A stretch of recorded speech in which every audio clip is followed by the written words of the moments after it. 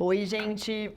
Boa tarde, bom dia, boa noite, depende aí da hora que vocês estão vendo o nosso podcast.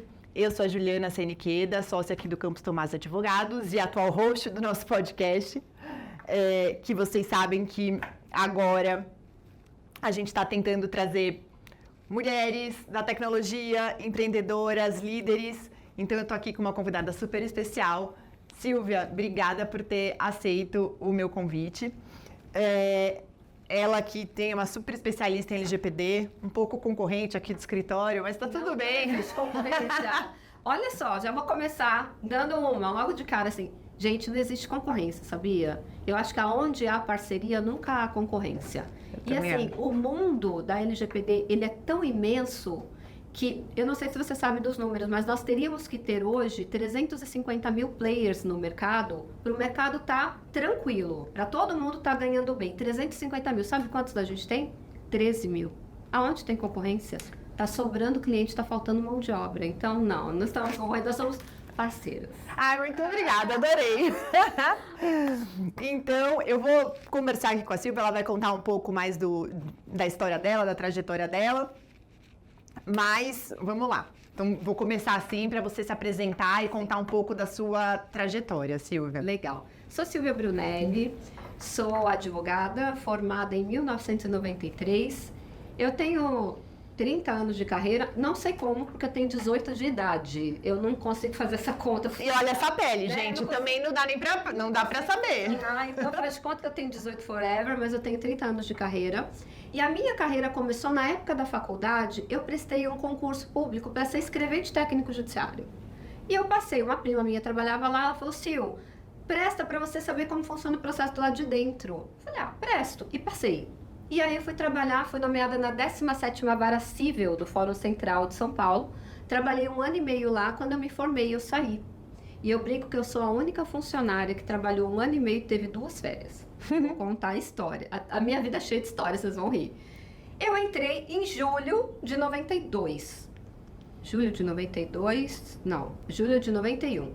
Quando foi em julho de 92, eu tirei as primeiras férias. Muito bem. Quando foi em janeiro de 93, eu ia pedir exoneração. Só que aí inventaram aquela história de ter as férias forenses, que não tinha antes. E só, não, esse ano todo mundo vai ser obrigado a tirar férias em janeiro. Aí eu esperei as férias de janeiro e em 1º de fevereiro eu pedi exoneração. Então eu trabalhei 1 ano e meio, tirei 2 férias. Tipo, bem funcionária pública, né? Mas foi, assim, uma época de muito desafio na minha vida, porque era o primeiro trabalho, eu tinha muita vontade de trabalhar, e eu entrei no funcionalismo público onde as pessoas não queriam trabalhar. Então, eu tive um choque de realidade. Eu não sei se as pessoas que estão nos assistindo já fizeram um teste de perfil comportamental. Mas eu sou executora, então eu tenho necessidade de fazer as coisas. Eu também. E lá era todo mundo parado. E aí eu fazia, olha que loucura, eu fazia as coisas. Aí um dia, a escrivã do cartório me chamou e falou assim, Silvia, a gente está com um problema muito sério. Eu falei, que foi? Pensei, será que eu não estou trabalhando o suficiente?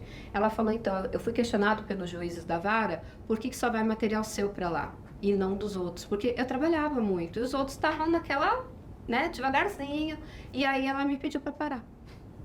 Aí eu falei, minha vida não vai ser funcionária pública. E aí eu acabei ficando amiga do juiz da 16ª, eu queria ser juíza no primeiro momento.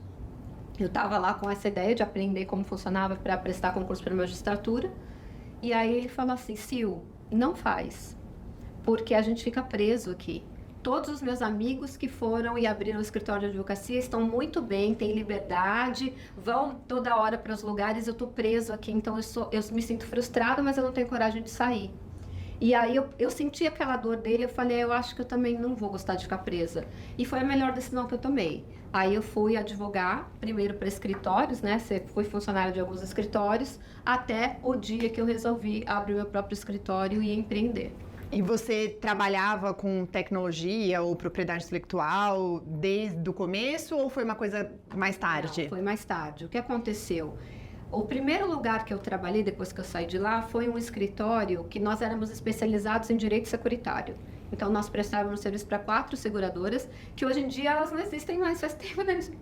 Então, era a seguradora Roma e a Veracruz Seguradora, que viraram Mafre, a Companhia Paulista de Seguros, que virou Liberty, e a BCN que não existe mais. Então, tipo, não tem mais nada do que eu trabalhei. Eu trabalhei lá durante um tempo. E quando eu saí de lá, eu abri o meu primeiro escritório de advocacia.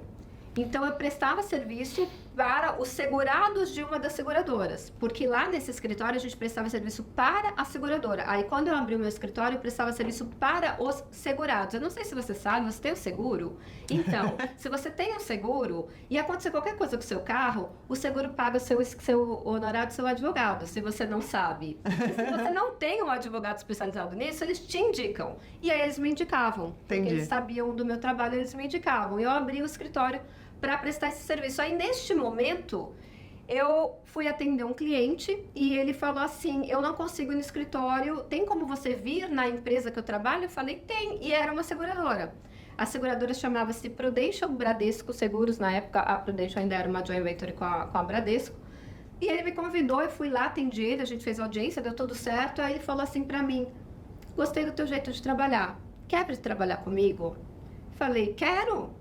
Qual que é a proposta? Vamos lá, né? Porque começando sozinha, com pouca renda, de repente ele me ofereceu um salário inicial, nós estamos falando de R$5 mil em 1997, era muito dinheiro. Aí eu falei assim, qual que é o trabalho? Na minha cabeça era direito, eu quero que você venda seguro de vida. Eu falei, oi? Eu não sou vendedora, eu sou advogada. Ele falou, não, você é vendedora e você não sabe. Eu vou te passar... Você é muito vendedora, Silvia. Eu conheci, assim, eu já tinha visto algumas coisas da Silvia, mas, assim, agora que eu estou conhecendo a Silvia pessoalmente, ela é 100% vendedora. E ele enxergou isso em mim, e eu nunca enxerguei isso em mim.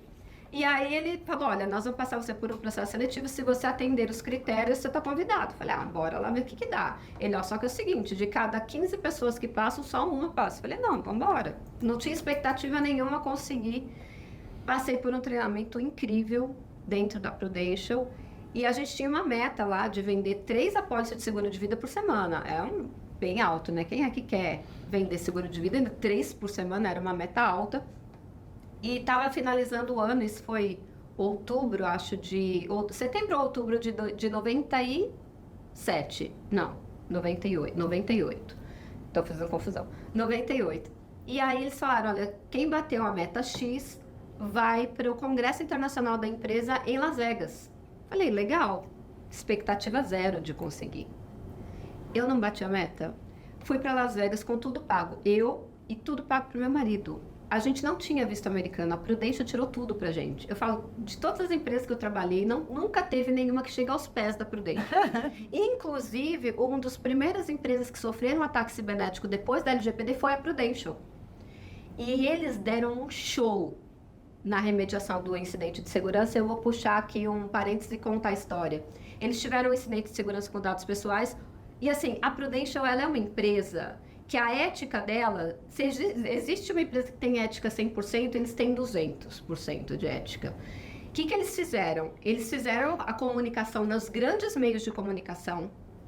Na época não tinha nem a NPD para eles comunicarem, sim, mas eles fizeram nos grandes meios de comunicação e eles pagaram para todos os segurados 2 anos daquele produto do Serasa, que se alguém acessar seu CPF, você recebe uma notificação por SMS, eles pagaram para todos os segurados deles por 2 anos essa proteção. Olha que legal. Incrível a mitigação de risco e de danos que eles fizeram. Falo, gente, eu sempre tive orgulho do tempo que eu passei com eles, mas quando eu vi o comportamento deles também nesse nível mais, né, de quando aconteceu uma coisa muito grave, eles mantendo, assim, uma ética, uma preocupação com o cliente deles, eu fiquei chocada. Sim, chocada não. Eu fiquei feliz e falei, caramba, toda a boa impressão que eu tinha deles foi elevada a um nível maior ainda. É uma empresa sensacional. Só que o que aconteceu? Eu trabalhei 2 anos lá, eu não tinha vida, porque realmente era uma vida muito corrida. Aí meu marido falou assim, eles ou eu, que eu não tenho mais esposa, escolhe nosso casamento ou a empresa. Aí eu saí de lá e voltei para a advocacia. Mas assim, senão eu não teria saído, porque eu amava aquele lugar. Foi muito legal o tempo que eu passei lá e eu aprendi muito lá. Com certeza. Olha que coisa interessante.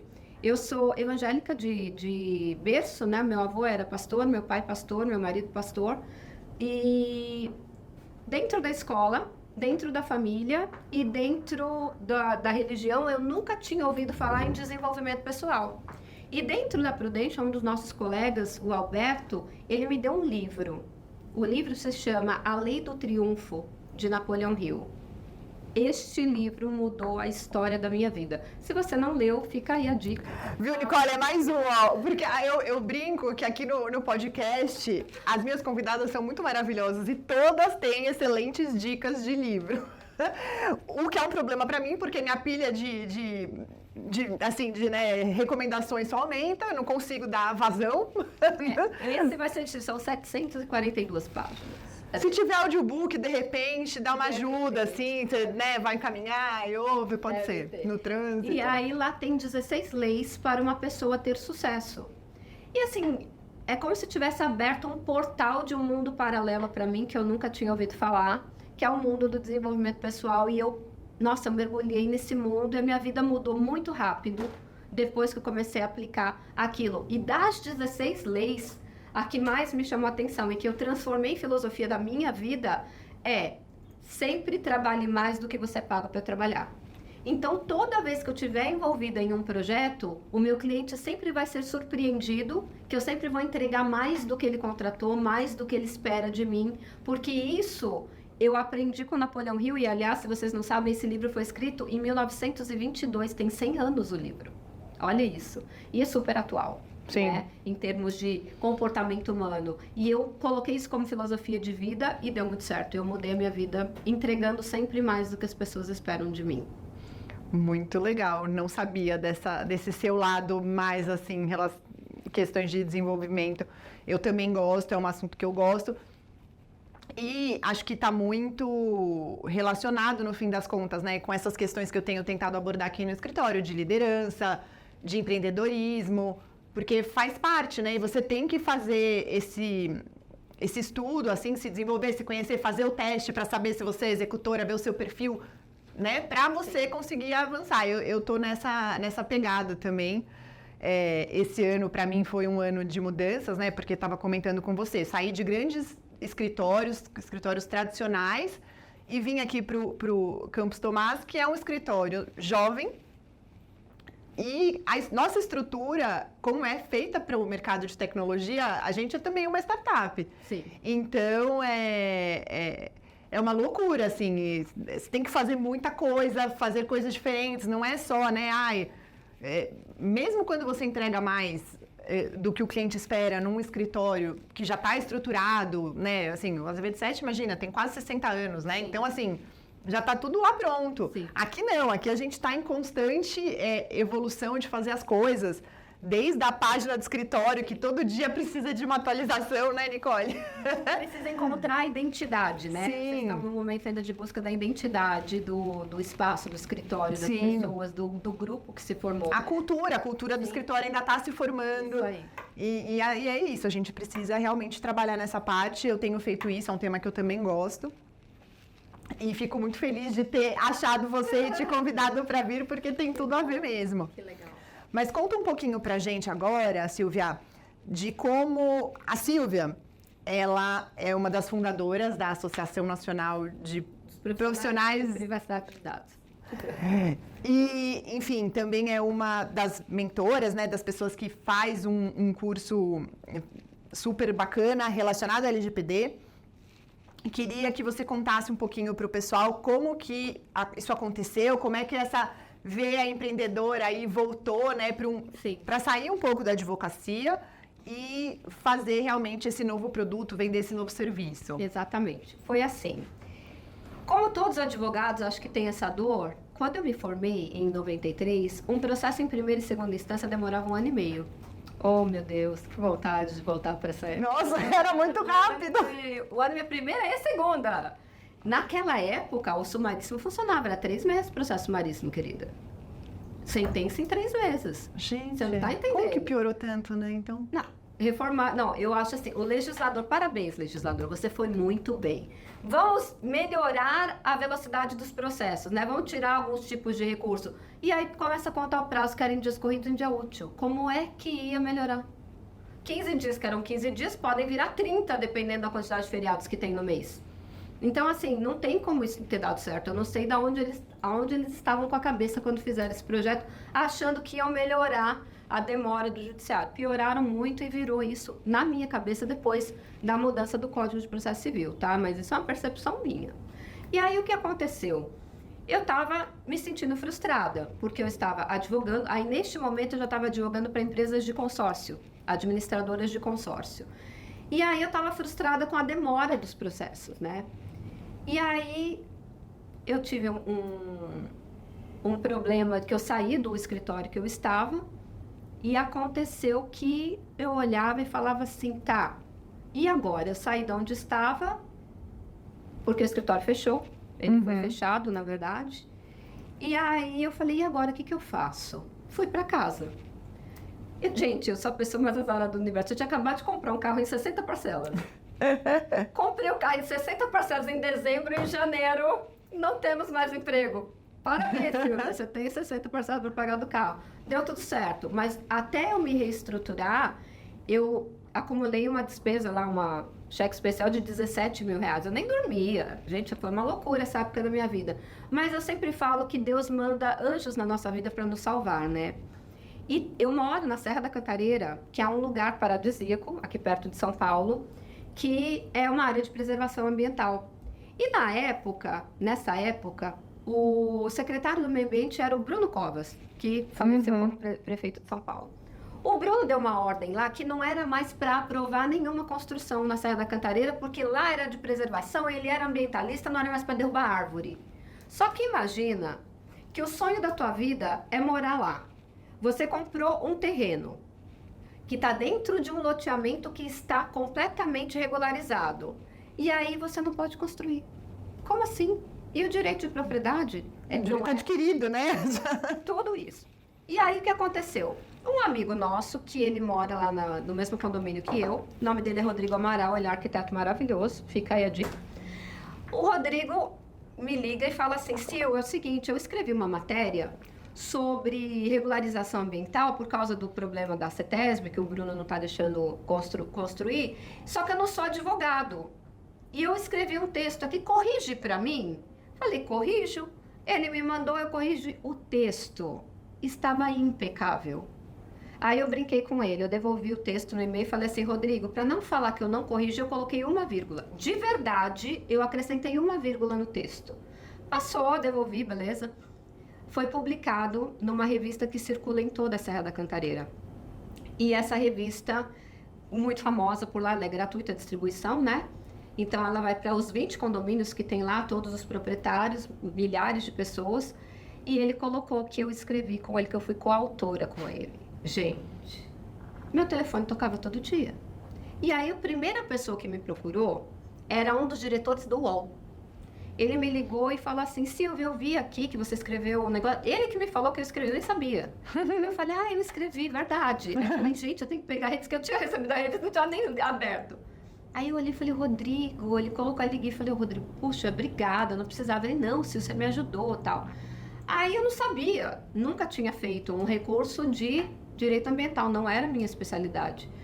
Aí eu falei pra ele, olha, fulano, eu vou te cobrar R$1.500. Não sabia fazer, gente. Fiz lá, pesquisei, virei internet de ponta cabeça, pesquisei, li tudo que você imaginar sobre artigos sobre direito ambiental que estavam disponíveis na época na internet. Eu demorei acho que uns 15 dias para montar a peça, com jurisprudência, com decisões, com direito comparado, ficou bonitinho.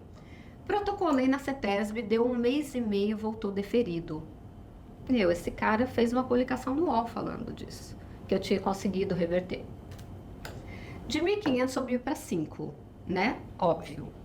Então, uma propaganda dessa, a gente é vendedora, 5.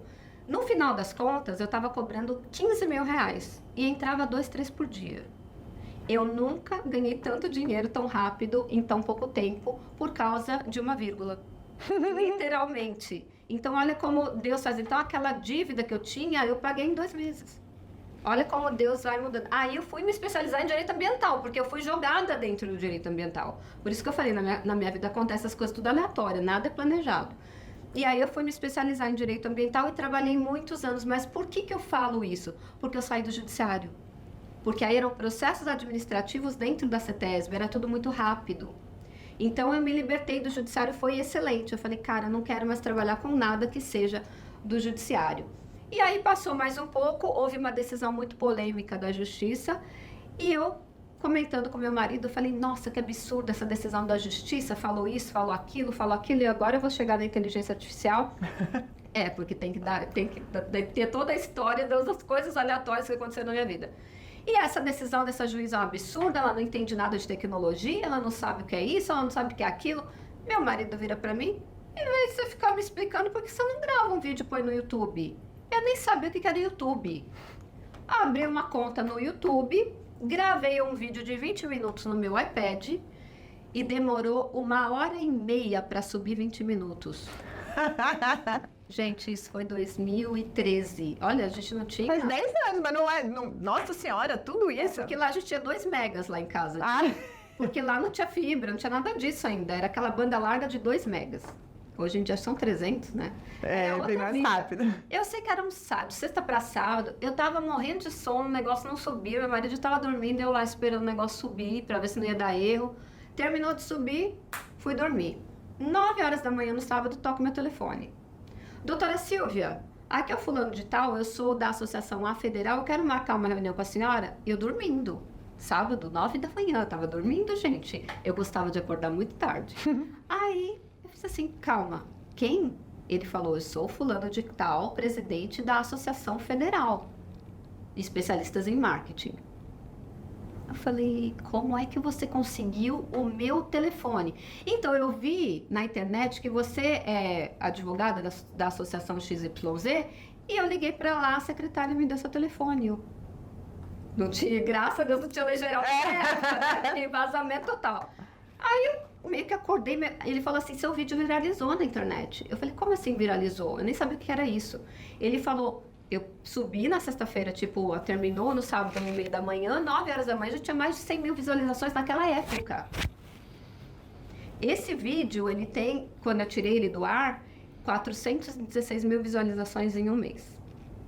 Esse vídeo, aleatório, falando mal de uma sentença judicial, me rendeu 250 mil em contratos. Uau! De tanto que, por isso que eu falo, pessoas, nós estamos no melhor momento da vida para ganhar dinheiro na internet. Por quê? Porque quem era a Silvia? Não era ninguém. Eu era uma advogada que sempre trabalhou para os outros e tinha um escritório pequenininho.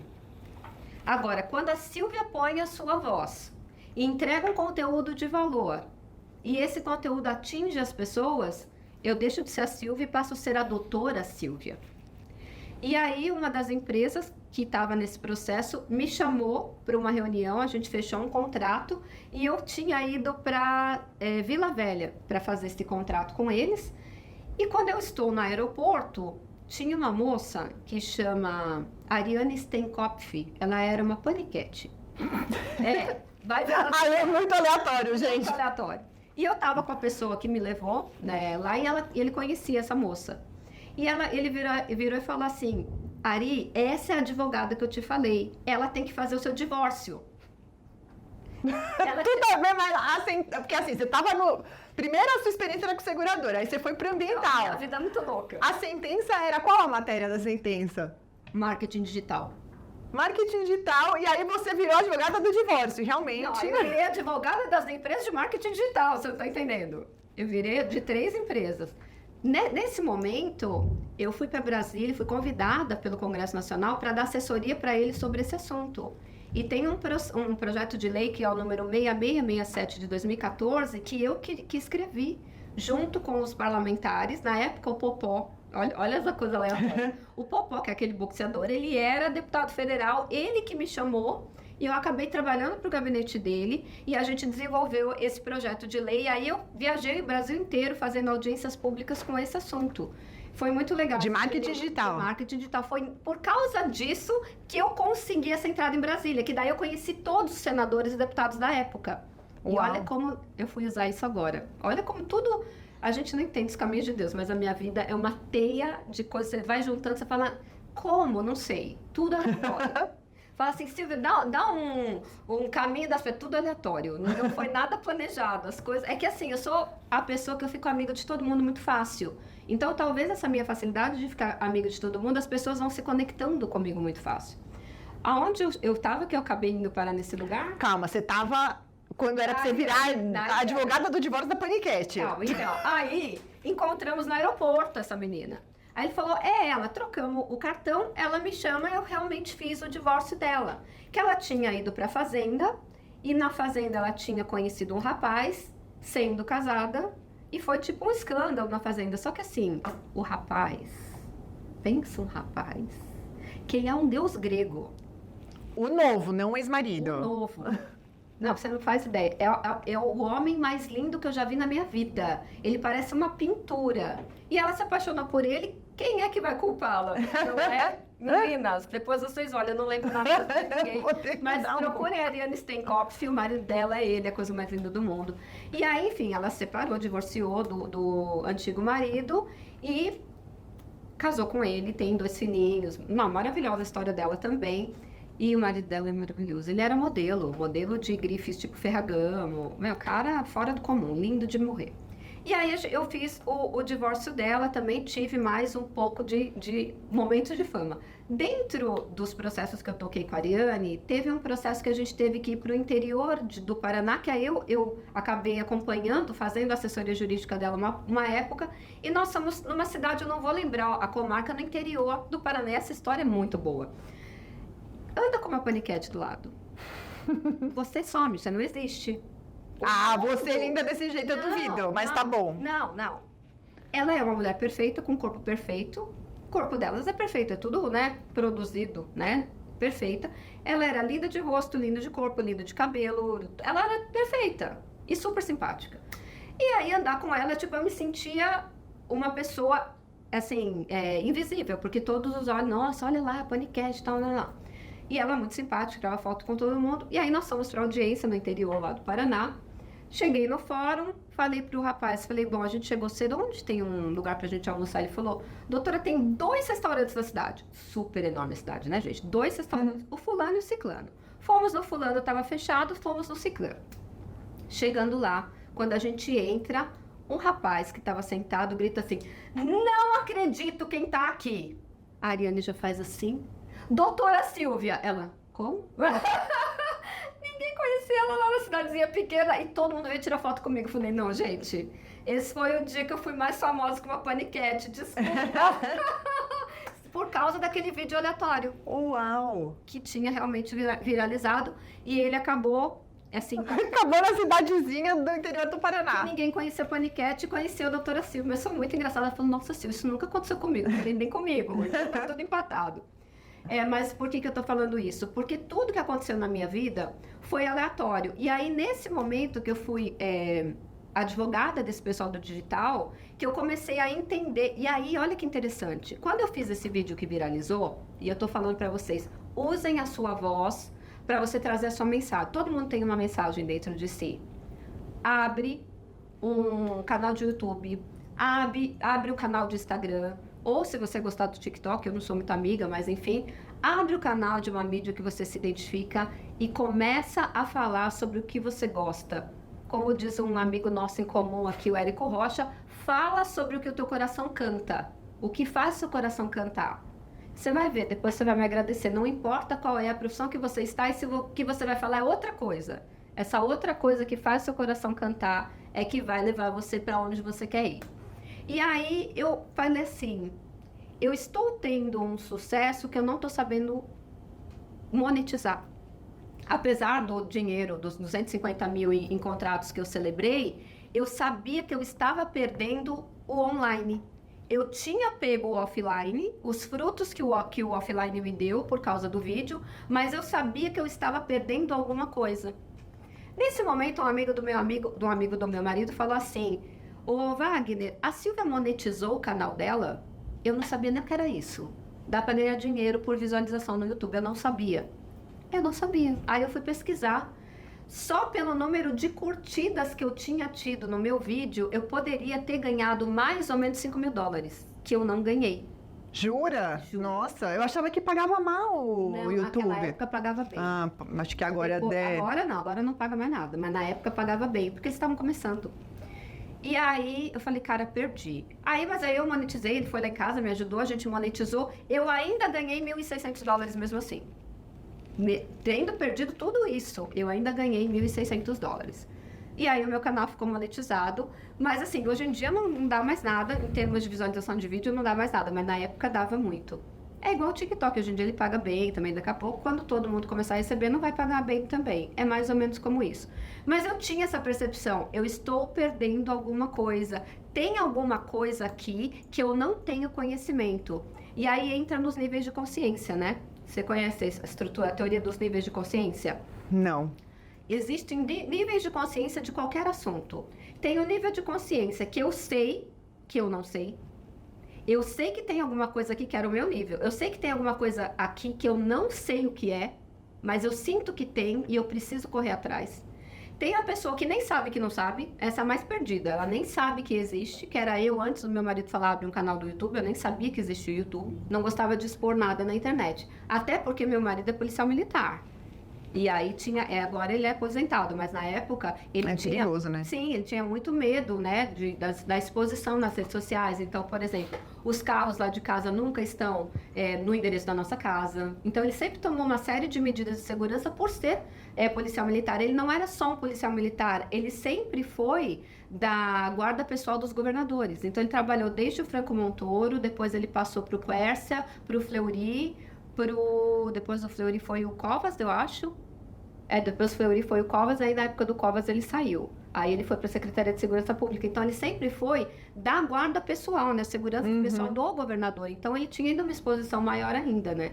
E aí também ele teve a oportunidade de ter fotos com Nelson Mandela, com a princesa Diane, com o Bill Clinton. Então, ele teve contato com essas autoridades por estar do lado dos governadores. Isso é muito legal também. E aí, o que aconteceu? Eu tenho esse nível de consciência. Eu sei que eu tô perdendo algo, eu sei que existe uma coisa que eu ainda não encontrei, eu nem sei que eu encontrei, e eu já sei e eu já encontrei. São esses 3 níveis de consciência. E eu tava nesse segundo, tipo, cara, eu sei que tem alguma coisa aqui, mas o que pode ser? E eu não sabia. E nessa época, o Érico Rocha começou a trabalhar e a gente não se cruzou, olha que engraçado. Se eu tivesse cruzado com ele lá atrás, de repente eu teria monetizado muito melhor a minha fama, entre aspas, na internet naquela época. Porque depois que passou essa onda, a gente brinca, né, dos 15 minutos de fama, aí morreu. O canal morreu, não tinha mais nenhum tipo nem de conteúdo e nem de visualização. Muito bem. E aí eu voltei a trabalhar no offline mesmo, né? Até que em 2016, então nós estávamos em 14, vamos pular para 16. Em 2016 eu estava conversando com um grande amigo meu, o André Robert, e ele vira para mim e fala assim: Silvia, você já ouviu falar no Érico Rocha? Eu falei, não sei quem é, e anoto, porque eu sou a pessoa que esquece os nomes, eu anotei no meu celular e fui procurar.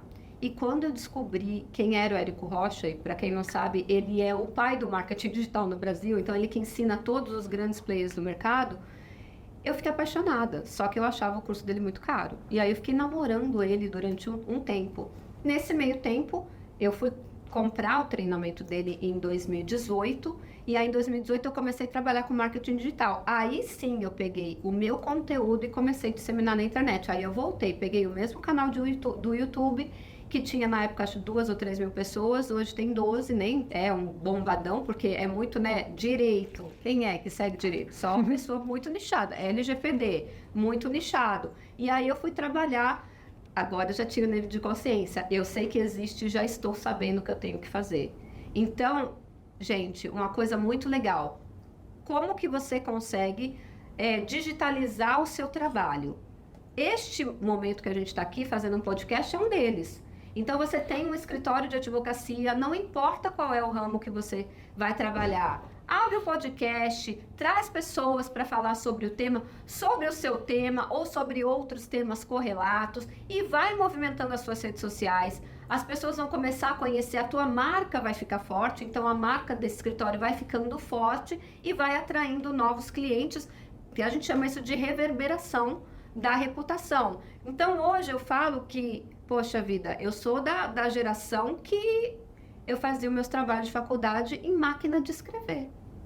Não era máquina de escrever elétrica, era máquina de escrever normal. Quando eu fui escrevente no fórum, era máquina de escrever normal. O computador veio lá em 94 para minha vida. Então, assim, Eu sou da geração analógica, então para minha geração, que é lá dos anos 70, 80, fazer essa transição às vezes é muito difícil. Aí você pega, por exemplo, tem sobrinhas do meu marido que são adolescentes, abrem uma live e começam a falar e você fala, mas como? Porque eles são uma geração nata digital. Eles já nasceram no digital. A gente nasceu analógico. Então, eles dizem que a nossa geração, 70 e 80, vai ser a última geração que vai ter nascido analógica, não é? E a gente fazer essa transição talvez seja um pouco mais lento, mas vale muito a pena. Então, se eu puder dar um conselho, use a inteligência artificial, o algoritmo das redes, para fazer a tua voz chegar mais longe. E é isso. E aí, o que aconteceu? Por causa todas essas associações que eu sou advogada, então, advogada da Federal, da Associação dos Amigos do Bairro Sausalito, que é onde eu moro, da Associação Brasileira dos Transportadores de Resíduos, que é uma outra história muito longa, que não vai dar para contar aqui, que não tem nada a ver com tecnologia, então não precisa. Por causa disso tudo, eu acabei ficando também muito conhecida em Brasília. E aí, quando eu e o Davis fomos lá conversar, eu já contei essa história que a gente foi para o Brasil, eu contei só fora? Contou fora, conta de novo, que é importante. A gente conversou muito fora e eu fiz confusão. E aí, o que aconteceu? Quando foi um pouquinho, acho que finalzinho de 2017, o professor Davis Alves, ele me procurou, um amigo meu de infância, ele me procurou e falou assim, Silvia, eu acho que você tinha que estudar sobre proteção de dados. Eu falei, tá bom. Então, sabe o que é? Eu queria te pedir um favor. Tem como a gente ir para Brasília, conversar com aqueles seus amigos, deputados, senadores, porque tem um projeto de lei que vai virar a nossa lei de proteção de dados aqui no Brasil, e eu queria conversar com o pessoal lá, tem umas coisas lá que eu queria dar de ideia e tal, mas eu não tenho ninguém lá. Falei, não, vamos. E nós fomos diversas vezes para Brasília, né? E uma das coisas que incomodava a gente dentro do projeto de lei era o nome do encarregado pelo tratamento de dados pessoais, que está no artigo 41 da LGPD, que nós gostaríamos que fosse o nome global. Qual é o nome global? Data Protection Officer, ou DPO, né? DPO. Aí, nós conversamos, o nome que nós sugerimos na época era Oficial de Proteção de Dados, que é a tradução livre, né? E aí a gente conversou com vários senadores, com vários deputados, todos nos receberam muito bem, gostaram da sugestão, mas na hora que promulgou a lei, qual é o nominho que tá lá? Encarregado, gente, para quem não sabe. E aí, eu não sei se para vocês, mas para mim, quando eu penso em encarregado, eu penso em duas pessoas. O encarregado do almoxarifado. É sério, isso é meu, tá? Vocês podem falar, nossa, não tem nada a ver, mas é que são as pessoas que eu conheci. Encarregado do almoxarifado e encarregado de repor as coisas no supermercado. Fala assim, é o encarregado que repõe. Você nunca aconteceu isso? Tem tal produto, peraí que eu vou ver com o encarregado do setor. Não é isso que a gente... E aí vem a pessoa que repõe o produto no mercado. Então, na minha cabeça, a importância desse profissional, ela é muito grande para um nome que, na minha cabeça, remete a um profissional tão simples, né? Que seria de pouca relevância no nível hierárquico da empresa. A gente ficou arrasado. E, aliás, foi promulgada a LGPD dia 14 de agosto de 2018, que era aniversário do Davis. Aí eu liguei para ele para dar parabéns para ele e falei, ó, parabéns pelo seu aniversário, você viu que promulgou a LGPD? Ele viu, você viu o nome do profissional? Eu falei, não, ele é encarregado. Eu falei, tá bom. Ele falou, vou na tua casa, a gente vai conversar sobre isso. Aí ele foi lá em casa. E aí a gente conversou, ele falou assim, por que a gente não foi ouvido? A gente falou com todo mundo recebeu a gente também. E eu fiz uma pergunta de amigo, né? Quem é você na fila do pão? Eu falei para ele. Aí ele fez assim, Silvia, eu sou professor do Equizim, eu ensinei a maioria dos profissionais, né, antes da LGPD, sobre proteção de dados e privacidade no Brasil. Eu não sei se vocês sabem, tem duas grandes escolas que antes da LGPD já davam aula no Brasil, que é o IAPP, que é o Instituto Português, e o Equizim, que é o Instituto Holandês. E eles dois que dominavam o mercado antes da LGPD ser promulgada. Só que eles ensinavam, obviamente, a lei europeia. A LGPD. Porque era o que tinham, né? Que eles chamam de GDPR.